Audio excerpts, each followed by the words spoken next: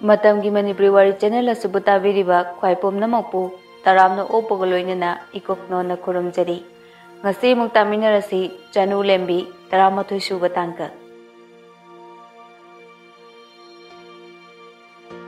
Sanatoi hairab onthoktuna yenglubada mapi marolga hongdoktaba makai nongyin mamit kuptaba makai TV yenglami.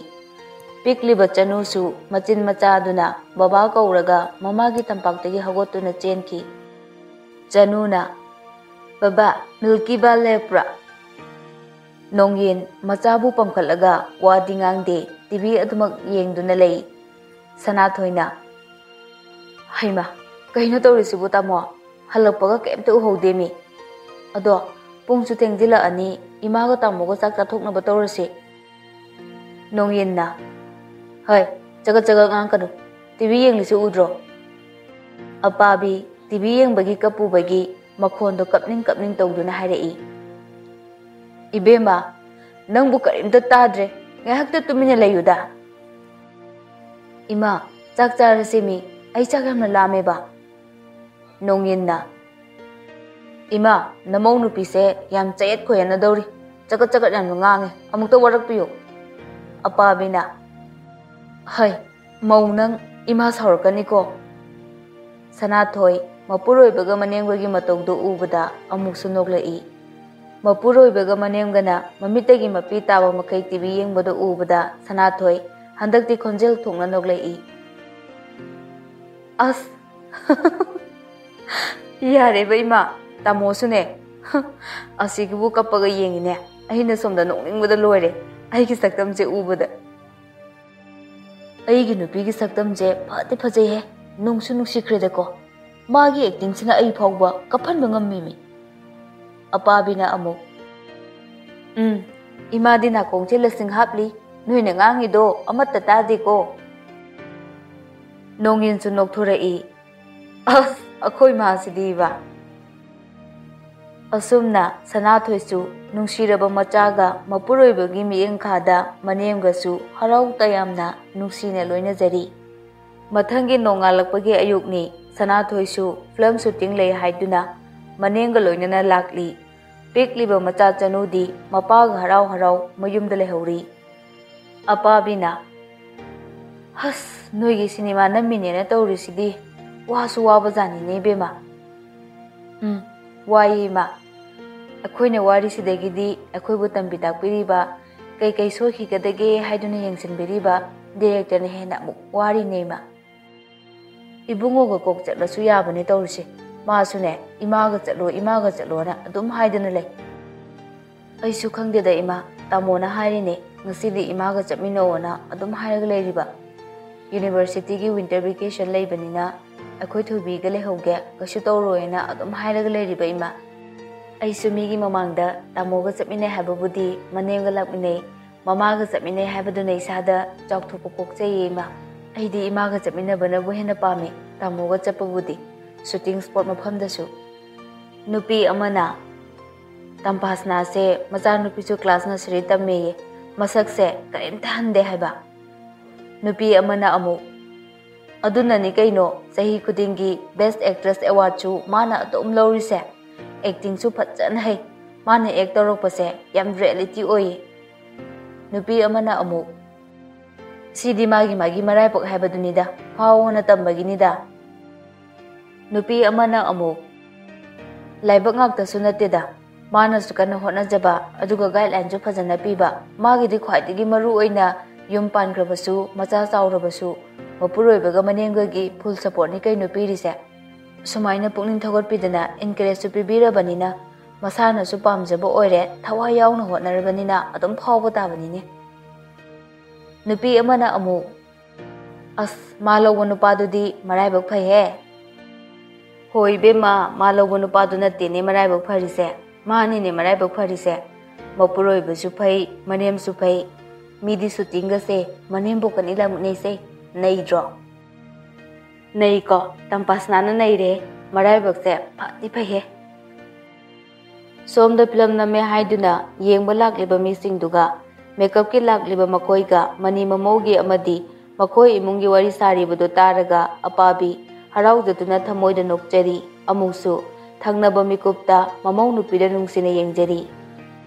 Nomaijing numit ni nungsa su yakna sai nongin nomaijing numit oibanina university chatre tampasna su handakti film gi schedule pak lakidre macha chanu su kabak kabak chawrakpagi yamna mawong thiba makhut yamna lengma matamni imungi thabak kai kai loisilda loiraga diary phaktoktuna magi film gi schedule yengli nongin su sanatoi gi manak changsinduna phamlai karam kanda mu chatoiba handakti khara latle ko akhoi thobi se chawrak pasidane thadoga chatpa ngamdre nungsibana su loire maada ningsinglaga leire tamo leisabi macha ma thamusiro akhoi thobi ga su loina jaba imungi thabak su mateng khara khara pangnaba adu orabadi nangsu khara komjaidana sanathoi phamlambadagi phat leisinduna isau sauna nganglai o leisabi macha thamaga tamoga kenhauge hairo hera jut chadaba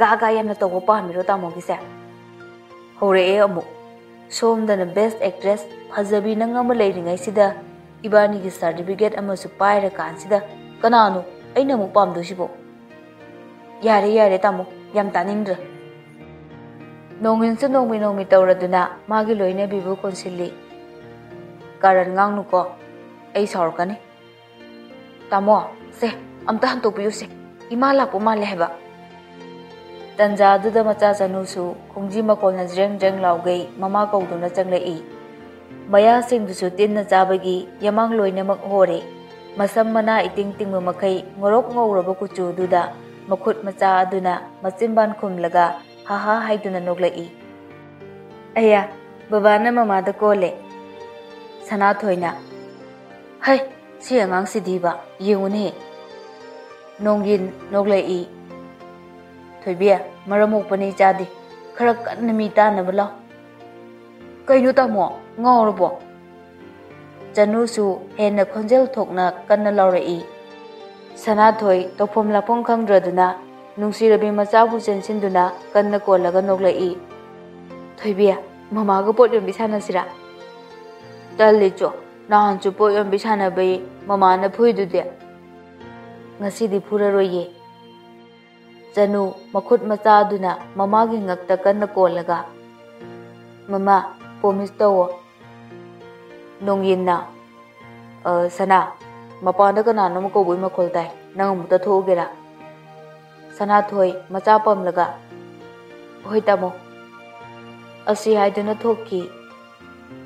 Ina kunbina tampasna nanemdi haima inesia somda lengsin biro imadi meeting ama leye haiduna chakkiye yare karam kanda halakni haige namadubo halakpasu yare da ine ado chalo lake ine imung doina changbiro imung da phamlurase ina kunbisu imung da hek changlakpaga phamthabaga bema ine wa mata haigene nangbo wari se kamaina hawdoktoino ine su khangdrene tamphasu nomi tawduna yani ne hekta habiyo nangna su hena khangliduni nanaw nu pilik laido film da kaida yawrok ibase phanade kuire ado noige atei kana dano wanom laga handak sahigi best actress se tahanba yarudro ha ine adudi yaroye akoi liklaisu mangonda piriba character duda yam confidence leina thawai hakchang yaungna hotnaba ama darkar oi mabu takpi tambiriba director singna haibadusu phajana adum loroga act honbiyo sidadi masagi lak haiduni daine nongmadi magisu matam lakhini daine akoi liklaisu adum yamna pamnaba artist amane ne nate ine da kemta koiruno sekne hekta hayune Imodi sahi kudinge adum award phanglaga lakpane handak sidi nanaw nupida phangalase nangbu paisa kaya pige sengna koidana adum hayo imau sidi kana na tene inesu koidana nangina naksidane hekta laklisini tampasana masado sauningboy kariboy khonjen initni adubu sor sangna hontaduna sofa da phamthaduna masado phajinjai kaino ine na habiri basibo bema Koidabida hekta hayo imausiddi. Kaino inena takpiribasibo? Kaino haibiribasibo? Aidi adugumba amta nattiyene. Aduga adugumba chatnabisu lerami thajade. Inena senja tumjana yabagi typeta kalabu chingthagi khanbiganu. Yare ine chatlagi ibema. Tampa sanasu inakun chatkraba matungda saurangna unglaga lei. Numidangi chak chaba toklaba matungda mane mamoksu sem komla chaduna phamli. Apabi makhut yetuna komladu khokna nganglei. Kaya da mabuk phatrino yengune madugi nupido. Yare ibema ima taningre. Ima ai filam gase amata makhata na sedu lorik. Mina sumaina lana khankibase ai thaw yamna nuaiti ma. Haima kaidoragini ibema nangbo. Kaidobagi na buning sontha doino. Pharoidori ma amane yam pharoidori. Madi imugda kalaktana leija oire. Macha nupidusu honnahludana adudi natte thainedagi howna macha nupidusu class 10 12 dagi adum chingda chattana ne exam thandana paisa namdana pass torokpani handak suma adumaina khalline ha atai bulai handak se ima se mang haje inong nuaite phanadi yam silagle unsigi karamba changyengno natraga karamba kanagi chirol langda thurobagino khangde apokpi macha ningol dongna harau luna tawjarakhibi kaida soikhidage haiduna warak watem birakpi mama saklabi manem apamina kari pendaba leibagino mamaubu otpa horakki khongtang khuding chai ngangba horakki aisune ibema ima su lesare ini mau anobi ore I isa sing semlei adubune hongna longcha khangdaba nupa na haga ga torokpasinne ima hoidi tawjarakte ima ibema di mayamna sakhangna ribi artist nina ne mi wate do mayamna ima di pakthokpigini aduna ima di ki ko ima di tasing yam ki ko nanga mari tongnaba ima di ngamoy tampha manengi kochi thawna nganglakliba wahi singduda masa mathanta warauje aina kari lamkhibagino imana asumna olakliba sibo aibu nomute imagi sinthakta khumkibasु leite yumda lehoriba apopi ima dumakni haiduna khanjakibani aina kari lankragi ima apabi ngang duna kadagi thoki yum chida leige haibra leiroi haibra kusini phanadi yame aina nongona ngang jeraklise chaina pubagi chaina di phakhiba yai adubu wahi oina na thamoida ta khiba chaina duri ko oena phanadi thina ngangbani ibema nangse ikaibudi khangde da ko nangse tampha su kaptuna lehowi ngahak leiraga mapuroi basu chak chaba loiraduna university chatnaba firon loisan ge haiduna ka da changlai macha nupi bu konduna magi loinabina kaplaga lerambadu ubada ingak ngai kedore sanathoi pakum amata pide macha bu kolaga hena makol thokna kaplai tanjaduda apabi su changlaktuna hoi sida dina drama to boyaro mafam se isai to phom nate punsi se dharma nate ne nonginna as kai noi mana ngangli dubo tampha manemda ningamdana yengjei ima yum palabi nupi oibi sengsigi punsida khwaidagi mamal yamna luna khanjabadi magi mapuroiba amadi macha manem maku singdune aigidi imana pumnamakne ima ai isai su chacharoige film gi schedule su logjaroi ai bu yum sida punchi chupagi hingbadi phangan bi oima is nangi se ija nupagi mamang sida ai se mau otpi phattabi tahlini ne phatchu phatte da ko ibema nangna phattabase film da kai da tawu mawong do kapsin da mawong ma taw do sida di taw yaroi ne punsi gi yum sida tawgi khanganu ne ibema tampha mapi te thokduna sor sangna honthajai amuksu mapuroi buda nungsina yenglaga tamo thabak chatni do chathok piruro thenglani ye aisu thoibi se polio pithapo chatoine thengkhreba tamo talleda ꯊꯕꯛꯀ ꯆꯠꯅꯤꯡꯗ꯭ꯔꯦꯗ ꯍꯟꯗꯛꯀꯤ ꯑꯩꯈꯣꯏ ꯏꯃꯨꯡꯁꯤꯒꯤ ꯂꯥꯟꯁꯤꯗꯕ ꯑꯄꯥꯕꯤꯅ ꯏꯕꯨꯡꯉꯣ ꯆꯠꯊꯣꯛꯎꯔꯣ ꯌꯥꯔꯦ ꯀꯣꯟꯅ ꯁꯥꯟꯅꯁꯤ ꯇꯝꯐꯥꯁꯨ ꯃꯀꯣꯛ ꯉꯥꯎꯋꯦ ꯍꯥꯏꯗꯨꯅ ꯃꯁꯥꯗꯣ ꯍꯥꯏꯔꯤ ꯇꯧꯏ ꯅꯣꯡꯌꯤꯟꯅ ꯀꯩꯅꯣ ꯀꯩꯗꯧꯔꯒꯦ ꯅꯪꯕꯣ ꯀꯣꯛꯁꯦ ꯉꯔꯥꯡ ꯅꯍꯥꯟꯗꯒꯤ ꯑꯗꯨꯝ ꯉꯥꯎꯔꯒ ꯂꯩꯌꯦꯅ ꯇꯥꯃꯣꯗ ꯍꯥꯏꯔꯤꯗꯨꯗꯤ ꯑꯩꯅ ꯍꯧꯖꯤꯛ ꯍꯣꯁꯄꯤꯇꯥꯜꯗ ꯆꯠꯂꯨꯁꯤꯔꯥ ꯑꯁ ꯀꯩꯁꯨ ꯇꯧꯔꯣꯏꯗ ꯇꯥꯃꯣ ꯋꯥꯈꯜ ꯌꯥꯝꯅ ꯈꯟꯖꯤꯟꯕꯅꯁꯨ ꯑꯣꯏꯔꯝꯒꯅꯤ ꯏꯃꯥꯟꯅꯕꯅꯤꯒꯤ ꯈꯟꯕꯗ ꯑꯩ ꯑꯗꯨꯝ ꯀꯣꯛꯁꯦ ꯆꯥꯏꯔꯦꯗ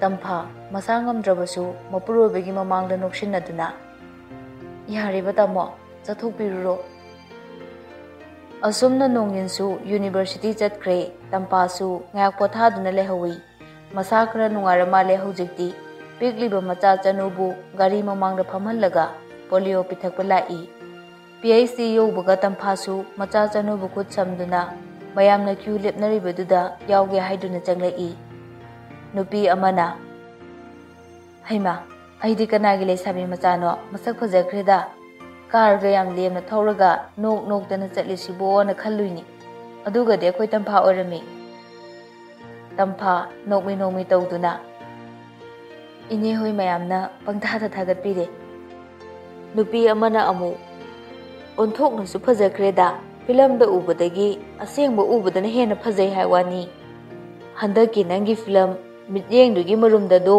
ꯃꯗꯨ ꯌꯦꯡꯕꯗ ꯏꯅꯦ ꯍꯣꯏꯗꯤ ꯑꯃꯨꯛꯇꯣꯏꯕ ꯀꯞꯄꯗ ꯂꯣꯏꯔꯦꯅꯦ ꯏꯕꯦꯝꯃ ꯇꯝꯐꯥꯁꯨ ꯅꯣꯛꯂꯛꯏ ꯏꯅꯦ ꯍꯣꯏ ꯃꯌꯥꯝꯅ ꯊꯥꯒꯠꯄꯤꯔꯦ ꯏꯅꯦ ꯍꯣꯏ ꯃꯌꯥꯝꯅ ꯅꯨꯡꯁꯤꯕꯤꯕꯒꯤꯅꯦ ꯑꯉꯥꯡꯁꯤꯗꯤ ꯏꯕꯦꯝꯃꯒꯤ ꯅꯆꯥꯔꯥ ꯑꯧ ꯃꯥꯅꯦ ꯏꯅꯦ ꯑꯩ ꯌꯨꯝ ꯄꯥꯟꯖꯔꯦ ꯅꯨꯄꯤ ꯑꯗꯨꯅ ꯆꯅꯨꯒꯤ ꯃꯃꯥꯏꯗ ꯁꯤꯛꯇꯨꯅ ꯃꯁꯛꯄꯨ ꯑꯣꯟꯊꯣꯛꯅ ꯅꯨꯡꯁꯤꯔꯦꯗ ꯍꯌꯦꯡꯋꯥꯏ ꯏꯁꯨꯗꯤ ꯃꯤꯅ ꯌꯥꯝꯅ ꯉꯥꯎꯅꯅꯤ ꯌꯥꯝꯅ ꯄꯥꯝꯅꯗꯣꯔꯤ ꯏꯁꯨꯒꯤ ꯍꯥꯛꯇꯛꯇ ꯏꯁꯨꯕꯨ ꯅꯨꯡꯁꯤꯕ ꯃꯤ ꯃꯌꯥꯝ ꯊꯣꯛꯂꯛꯇꯧꯔꯤ ꯅꯨꯄꯤ ꯑꯗꯨ ꯑꯃꯨꯛꯁꯨ ꯇꯝꯐꯥꯁꯅꯥꯗ ꯌꯦꯡꯂꯤ ꯅꯪꯗꯤ ꯅꯄꯨꯔꯣꯏꯕꯒ ꯅꯆꯥꯁꯤꯡꯒ ꯃꯇꯝ ꯈꯔ ꯁꯦꯟꯅ ꯈꯥꯏꯅꯧ ꯍꯥꯏꯅ ꯇꯝꯂꯤꯅꯦꯍꯦ ꯏꯕꯦꯝꯃ ꯃꯇꯝꯈꯔ ꯂꯩꯔꯒ ꯑꯃꯨꯛ ꯂꯤꯄꯨꯟꯗꯣ ꯁꯝꯗꯥꯏꯅꯗꯨꯅ ꯍꯔꯥꯎ ꯍꯥꯟꯅꯒ ꯍꯨꯝꯂꯛꯈꯤꯅꯤ ꯏꯁ ꯑꯗꯨꯕꯨ ꯏꯕꯦꯝꯃ ꯆꯦꯛꯁꯤꯜꯂꯨꯀꯣ ꯊꯣꯛꯍꯩꯗꯕ ꯊꯧꯗꯣꯛ ꯊꯣꯛꯎ ꯏꯀꯥꯏ ꯐꯤꯔꯨꯞ ꯅꯪꯉꯨ ꯏꯆꯥꯒ ꯂꯨꯅ ꯆꯥꯅ ꯇꯤꯟꯅꯖꯕꯤ ꯃꯔꯨꯞ ꯃꯄꯥꯡ ꯁꯥꯒꯩ ꯅꯥꯇꯩꯁꯤꯡꯅ ꯂꯥꯟꯅ ꯎꯗꯨꯅ ꯄꯥꯛꯊꯣꯛꯄꯤꯁꯅꯨ ꯍꯥꯏꯕ ꯀꯛꯄ ꯌꯥꯔꯣꯏꯗꯕ ꯈꯣꯏꯖꯨꯝ ꯂꯥꯏꯃꯥꯒꯤ ꯅꯣꯡꯗꯝꯈꯣꯟ ꯂꯩꯌꯦ ꯑꯁꯤ ꯍꯥꯏꯔꯝꯂꯒ ꯅꯨꯄꯤꯗꯨ ꯂꯩꯃꯥꯏꯗ ꯍꯥꯏꯊꯈꯤ ꯃꯁꯥꯗꯣ ꯂꯥꯏꯔꯦꯟꯗꯧꯅ ꯃꯇꯦꯛ ꯊꯦꯛꯂꯛꯏ ꯇꯝꯐꯥꯗꯤ ꯃꯗꯨ ꯎꯕꯗ ꯍꯨꯃꯥꯡ ꯅꯥꯄꯤ ꯀꯥꯈ꯭ꯔꯦ ꯃꯆꯥꯕꯨ ꯆꯦꯖꯦꯠ ꯄꯝꯂꯒ ꯅꯨꯄꯤꯗꯨꯗ ꯃꯨꯟꯅ ꯌꯦꯡꯂꯗꯨꯅ ꯂꯩ ꯇꯤꯜꯂꯤꯕ ꯃꯌꯥꯝ ꯄꯨꯝꯅꯃꯛꯇꯨꯁꯨ ꯅꯨꯄꯤꯗꯨꯗ ꯌꯦꯡꯂꯤ ꯃꯤ ꯈꯔꯅ ꯍꯩꯃꯥ ꯍꯤꯡꯆꯥꯕꯤ ꯆꯪꯉꯤꯔꯣ ꯃꯥꯒꯤꯁꯤꯕꯣ ꯅꯠꯇ꯭ꯔꯒ ꯂꯥꯏ ꯇꯣꯡꯉꯤꯔో इस ओंथोंना कीरेदा हॉस्पिटल दा पुब्रा कइनोमा तौसिने अहलसे अहल दुगा लोइनरकपा अंगांग नुपी मचा दुसु मसु ओरमले मबोक तो कोलगा अइखोय बबोकति सुमाइना दुम तौबने तारे खिकलगा दुम फबने खोंथांग खुदिंगी मनेमगी मिचै दु खांग मंगमद्रदुना तंपासना ngasi di kablai अपाबिना कईगिनो नंग नम्माय अचोक नम इकाइबा खंगद्रिबा सिबो न थबाक्तुदा खुंपांगसिना कौथरो हाइब्रो हैरेना कपसनबदि कपसन लौसनबदि फिल्म गुम्बिनिना और थौकना पक्चख्रेदा कोई मौदिया योलो लेकाइ ममांगसिदने अइबु फत्तबि मनेमनेने योलो पाउथोओ इमा अइ कनामतदा केमता हाइजदि अइना करि लानखिबगिनो इमा अपाबी सावरदुना ममौ नुपीगी मचिंदा खुपांगना हंजिन हंजिन थाबी खुमखो नचिंदु खुमखो खरगा खुमखो वारक्तबि सिदिया नंग लौदना इचासु इचुसु लोइनमक मांगबा तारेने चाक्संगदगी क्लेगी पोचे पुमनमक अपाबीना थुगाइदुना है नयुमदगी पोरकप नंगी कपसिंगसे से स्वाइदगा थंबिरनु वाइचिली तंफासु कप्पा लेप्ते इमा अपाबीसु सावरदुना ngang-ngangdana thoki तंफासु चाइरिबा पोचे सिंगदु काइरिबा कप प्लेट सिंगदो खोंखोचरी थंगनबा मिकुपता मचा नुपी चन्नुसु तपिंग तपिंग चंजिलई मखुट मचादुदा करिनो सु खंगदबा पोट अमा पाइरी अदुबु मनिंगदा लोसिल्लगा Mama, keno mayengiro. Kaidorage Chathubi. Chanu tungda lolam liba makutu mamagi mamangda puthokduna. The Sigi Polo Sepi Laidi se akhoi laindo kada taraga lairamiba. Aduga the Sigi Laidi masak TV sina phammaga lairamiba. Tampa pigliba macha nupina ngangthorakliba wahisingdo tabada swai lauduna masagi makhutagi laidi singdo munduna dustbin da langsilli. Asingbagi lairamlira ne thoibia. Aibu ngasai laiduk thabada urakteda. Kananabu karam kanda thamlamliba. Nangnadi tawdiko thoibia. Chanu makhut macha aduna makhwangda metlaga. Tawdi cho mi aidi bol sanagena khunjage tawbane ado thengnabani khangabra. Mama asingbaini promise. Tanjadu sumangdagisu mi ama karopagi khonjal taduna tamphasu macha Chanubu pamkhatuna thoglai. Sabitrina Tampha Aima changro Sabitri aidi ikabu kawe noi denga saidagi laksirana khalamline. Kaungni nangdi aisu lambi thuena hospital dagi halakpadane adum changla aba tharikana bani di nayum pambadagi yam chawthokrine. As nang sidi chawthokte ba kaiswa. Sabitri magi bag dagi che ama lauthokduna Tamphada piri. Ibema se hore noi tamo nong yenda pahallo. O aina hojik pabadi yadaba. Aidi nangna paba yaro harisini hore mala aga pahaluko. Tampha noglai. Hoiba. Sabitri sor sangno hontaduna Tamphada munna yengduna lei amuksu mapi ira chena kapning tawraduna Tamphagi mamaida nungsina nanbiri. Tampha kaidorage Sabitri nangbu yamna warabro aingonda nang walot kanu aigi ichegane nanga yum thangnaraga leirise nangi pau ai loina tai hayo nangbu yamna warabro. Tampha Sabitri ukiba tare haiduna tumina mapido taithoklaga noglai. Wadeda kaidorage aingonda walot kanu Tampha aikhoibu ngarang nahan khakta tinarakpro chak pukham amatada punna chaminaduna khana chaminarakpa natro. Tharik nabani gidamakdadi ai sirasu ngamni. Profession na thabakna yadaduna aikhoi lapna khiba tarabasu ai noibudi nungsiye Tampha. Se nang yamna warabro maiga sele khongakta pa e chimbanga sesu itatat lisibu kanana kaidora ino se hayo Tampha. Tampha handakti masado ikai nungsi yana boy Sabitri da konsinduna kapthorai. Ayamna wari Sabitri ayamna wari masa ningol amagu harau kaida soikigadagi haiduna luna tawbiramba khongthang khuding aibu kadaida soikigadagi haiduna yengsinbiramba imana ngasidi aina kari lalubagino khangde imana aibu yamna warora male ai kari haiduno khangdre ai yumsida leibasu yamna kire nahansu lainthokada ngamu aniga ukabi amaga lerame ngasina amu laidebi leramena ichanu pina puduna lai. Sabitri ingangai ngaiko noi imungsida kana di changlake natraga imana oira chalo. Imana di thajadeda akhoi imadi maiba maibi thajadana adugumba tawba mi sunatida. College ki retired principal amane haiduna yam lemna lejabani akhoi madi. Ado akhoi sida lekai ni amadi na hanchangla ame. Asuk lamna chawkhalaba kansida karigino mi singsina asugumba black magic tawriba sibu karigino. Laise leite haibasu yaro yamna tingkhet laikhatpasu phatte. Ai hayengse nang lawba lakke aduga phajana khoramuse. Aikhoi lekaida idau tongbanena nupi amadi lei. Ha aibo nangi adugumba tingkhet laikhatpado phatte Tampha. Ai isamusu doctor ni surgeon specialist ni adubu Tampha operation theater changlamdaida ai isamuksu thongjinda laibak katuna changi. Pharese amabu oro Nang ninghanaba yade. Kapkano. Ay lirisidi. Imana yadaba thabaksu tawgano. Adubu hende henjila adi kharasu khangadabane. Nanga tamo nongninga ponsi supa kainaw haiba nate. Kainaba yade. Adubu imagi mawngsidi kharadi khanganbana phai. Tampha masadu nungsut nungjanana ihai hainadana hairai. Ai imada singna ningdeda. Imada singnaw haiba nate khara khangalo haibane. Haujipu sigumba thawungju chatnaribro. Numidangi matamni tampasana machanupibu chak ising pija pithakpa loraduna machabu kollaga tumli wakhal amadi mawol khalai. Aibu matam khara yumda leirasirane. Akoi imana asuk yamna honglakliba asibu karigino. Tahaidaba wahi ngakta imana kokpang khudingi engona ngang chairibasiga arthana karino. Tasengna ai imabu nungsi. Apokpi imamakni khanjaribane.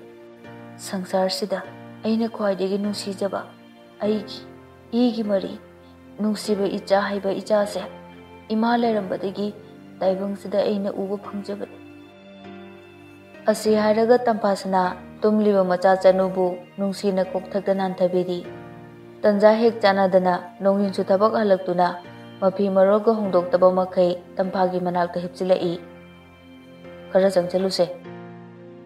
Tampha khangboi lakboi ho ima haiduna laurai. Amuksu mapuroibada makhut yat oi changduna inthoi. Kai kandabada khatlino tamo. Angang tumba hagoladine chopchani ko. Chopoi kaisu. Se amukta yengoba. Tampha sugatuna maribu tingthokpo mamitpu lakthokpo tawraga mapuroibada noksalli. As yariba tamo. Nongin nokfet tawduna magi loinabigi khajaida khujina sektuna. Sugatlasu fajaida aigi nupidi. Yari cho tamo nang. Amuksu phuk hagotuna tampha upu mathaktagi envelope to pairaga mapuroibada piri. Se Savitri laame mana pirambane ai page haibabu yade mana hariba tamo hana pahalloyi. Nongin maya ihi higatuna. Has Savitri do thaina engonda yamna ngaujaramban. Aina yabidabaduda magise ai halakpa ngairi haiba malida. As yare ko mi Savitri taraga kappani. Ado kainu paro opatamo.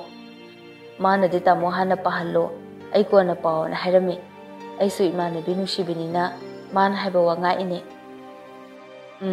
Ngakni nang yaw ngakni ba. Asumna nongin envelope tagi chedo lokthokduna nokmi tawduna pari. Tampha mapuroibadagi chedo munduna. Kainu nathanda pari dubo launa paba yadro. Tamo nangise aibu yam chaaliba haiduro.